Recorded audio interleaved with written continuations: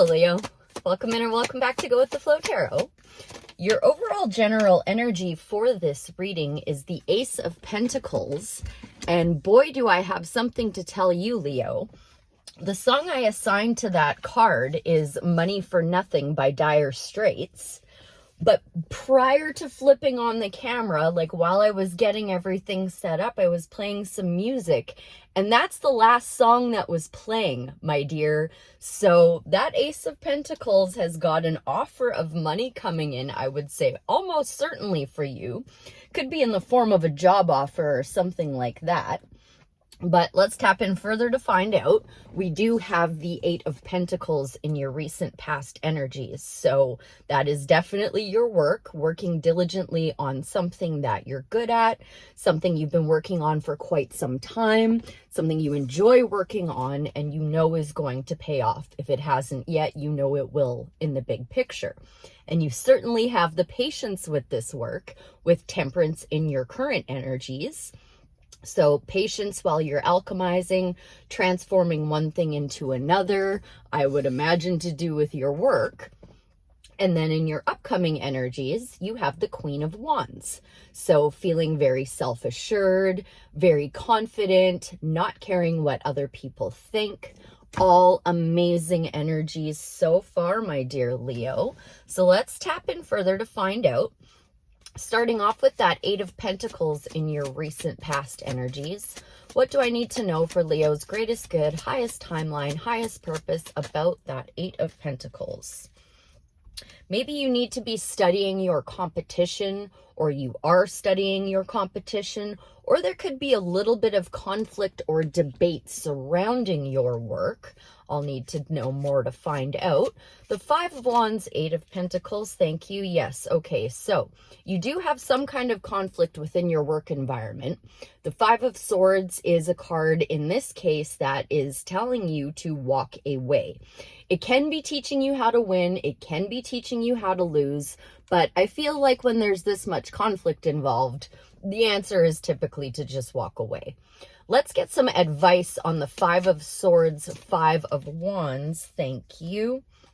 You pulled the Six of Wands in reverse. So this would be success after a difficult time in the upright, but it came out in reverse. So you need some advice here regarding your work, whatever you're working on. It could just be like work on your personal development, any kind of work. Take it how it resonates.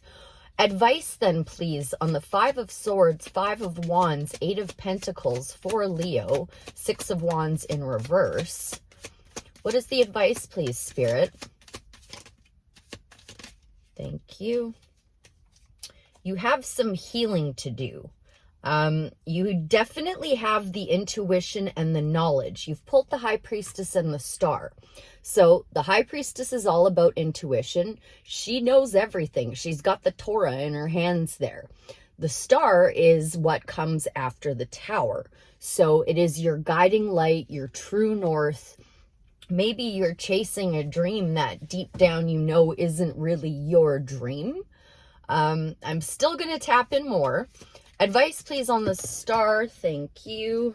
The High Priestess. Okay, well, you are being called to a higher life. So if you're not walking away from something that you know you should be walking away from, it's time to make that judgment call, my dear. I really feel like it's just time to let go of whatever that is. Let's move into that Temperance card. Maybe that's you alchemizing and healing after walking away. Hopefully you've decided to walk away. Aha, you've pulled the Magician. And I just noticed the Fool on the bottom of the deck. Good for you. Okay, good. So you're taking the leap of faith, you're trusting your intuition, you're following your guiding light, and you are being patient while you're creating magic. You've got all of the tools you need to make this magic happen, Leo. You're doing really, really good. High Priestess, Star, Judgment, Magician, Temperance, you're doing amazing. Not so concerned anymore. Okay, good, good, good. So let's move into that Queen of Wands then. What is the Queen of Wands all about in Leo's upcoming energies? For their greatest good, highest timeline, highest purpose, out with the old, in with the new, There's a spark of inspiration headed your way. If it hasn't hit you yet, it's about to thwap you over the head pretty soon, my dear. Sweet deal. Okay, so keep that in mind. Out with the old, in with the new, with whatever you're walking away from.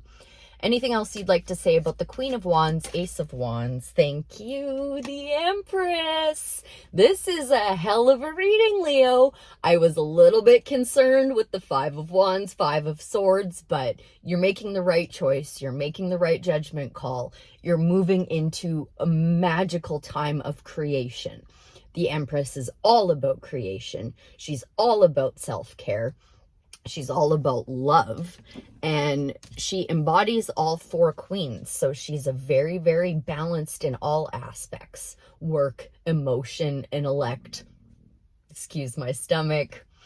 Okay, so now just for this entire reading, let's get some advice for Leo, please. Actually, no, you know what? I want to ask about that Ace of Pentacles. Tell me more about that Ace of Pentacles and Leo's overall general energy, please. What do they need to know? You got Temperance again. So patience, my dear. Patience with yourself, patience with spirit, balance. Be very, very balanced and patient and nurturing and motherly. Carry as much feminine energy as you possess, male or female. We all carry both.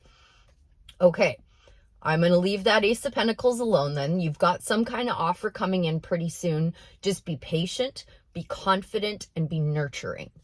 Any more advice from the tarot for Leo? Thank you.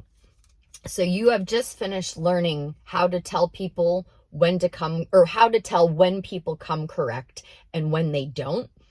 I'm going to need you to not be too guarded with this Queen of Swords. And also be sure that you're speaking your mind and speaking it clearly. She can be a little bit guarded, so don't be too guarded, but I could see why you would be after the Five of Wands, Five of Swords. I'd like one more, please. There's a lot of feminine energy here, Leo, so if you are a male, try to tap into that feminine side of you as much as you can. I don't mean by like painting your nails and getting your ears pierced. I mean like tapping into what a motherly energy would feel like, what a nurturing energy would feel like. It's about creation, not action. Any more advice from the tarot for Leo before moving on to an oracle card? Any more advice for the Leo collective for their greatest good, highest timeline, highest purpose? Not from this deck. I am going to grab this other deck just to make sure. Whoop! And I just noticed the Lovers at the bottom of the deck. So maybe some kind of choice where you have to consult your higher self coming up, or maybe somebody coming in with the Ace of Wands, Ace of Pentacles. All right. Any more advice from the tarot for Leo? Thank you. There's that Five of Swords again. Okay. So just make sure you're walking away. Okay. Make sure you're walking away. Know when to give up. Know when to give in. Let's grab you, I think, an inner child oracle to close out and put a little bow on this for you. For Leo, please. Let's see. What are we asking for? To walk away from the past and be called to a new future. Write a letter. Write a letter to your inner child. I don't think I've pulled this one yet. So let's see what Amanda Lynn Aisling has to say. 37 adds up to 10. 10 is completion of a cycle. Walking away. Where are you? 37. Write a letter. Along this healing journey, it can be helpful to write letters to your inner child. Powerful emotions can be released and expressed through letter writing. Either to your inner child or as your inner child. If you have pulled this card, it's time to write a letter and listen to your intuition. Awareness exercise. If you're writing a letter to your inner child, take time today to cherish who you were as a child. Before you begin your letter, write down all of the beautiful things about who you were then. If this is a hard practice for you, write down objective things that are beautiful about all children, like laughter and playfulness. Once you have done this, write a letter to your inner child telling them just how much you love them, how much you cherish them, and how much you adore them. If there are specific things that your inner child needs to hear, like that they are worthy or special or forgiven, now is the time to tell them so. If you are writing a letter as your inner child, take time to remember what it felt like to be a child. Reflect on the memories that you have, and give your inner child the permission they need to speak. Once you are ready, write down what needs to come forth. There might be certain people that your inner child wishes to write to, including your present self.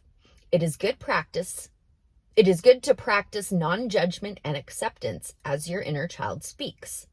There might be a surprising or unwanted statements that come up through this process, but know that these statements are in no way a reflection of your worth or the worth of others in your life. This is the process of healing.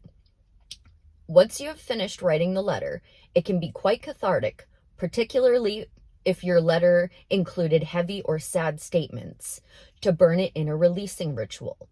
To practice the releasing ritual, first set your intention to let go of what once was and invite love and forgiveness in. Then burn your letter. Be sure to only burn paper and to do so safely. You can also place your letter in a sacred or secret place for safekeeping. Responsive journaling prompt. How does your inner child after receiving or writing this letter? Do they feel seen and known? And I just noticed that this was clutched to the book, Breathe In, Practice Breath Work today. So maybe look into some breath work for helping you through walking away from all of that conflict. I'm sorry you had to deal with that. I hope that was helpful. I thank you ever so much for being here, and I'll see you again real soon. Bye for now.